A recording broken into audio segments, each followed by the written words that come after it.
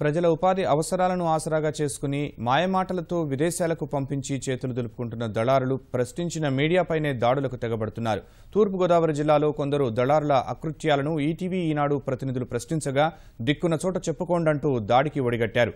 ఈ ఘటనను తీవ్రంగా పరిగణించిన ప్రభుత్వం నిందితులపై కఠిన చర్యలు తీసుకోవాలని పోలీసులను ఆదేశించింది.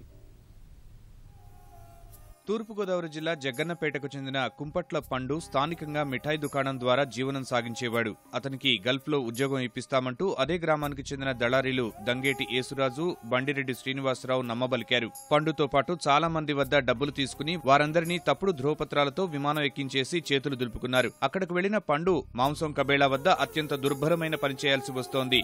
మంచి ఉద్యోగం, ఆకర్షణీయ జీతం అంటూ బలవంతంగా ఒప్పించి డబ్బులు తీసుకున్న యేసురాజు, శ్రీనివాసరావును ఇదే విషయంపై ప్రశ్నిస్తే ఏం చేసుకుంటారో చేసుకోమని సమాధానం చెప్పారు. నిస్సహాయ స్థితిలో పండు కుటుంబం బతికీడుస్తోంది.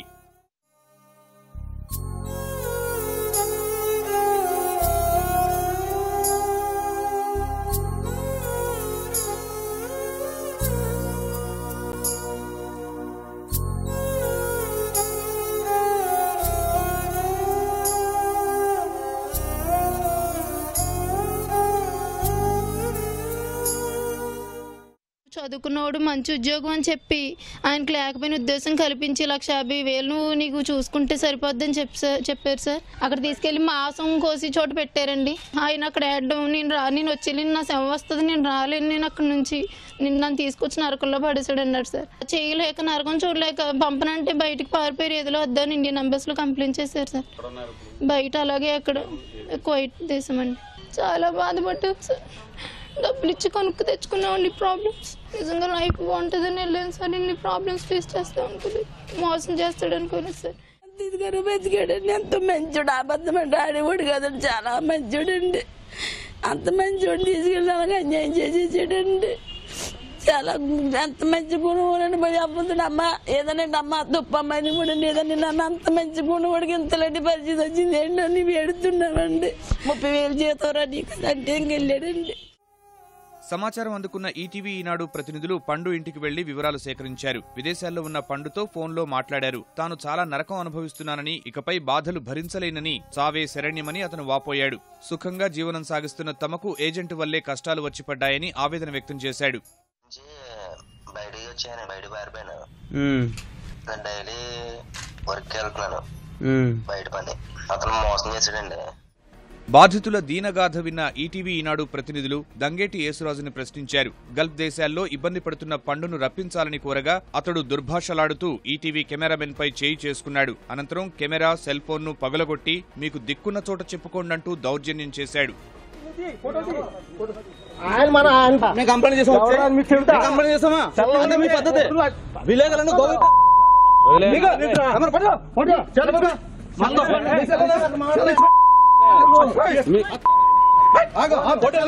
నేను ఎస్ఐగా చెప్తాను.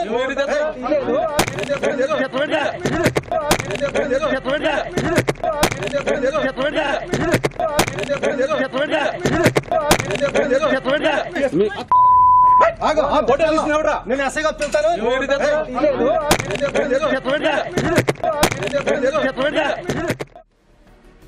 దాడి అనంతరం ఈటీవీ ఈనాడు ప్రతినిధులు పోలీసులను ఆశ్రయించారు. దౌర్జన్యం చేసిన యేసురాజు, శ్రీనివాసరావుపై రాజోలు పోలీస్ స్టేషన్లో కేసు నమోదైంది. వీరిని పోలీసులు అదుపులోకి తీసుకున్నారు.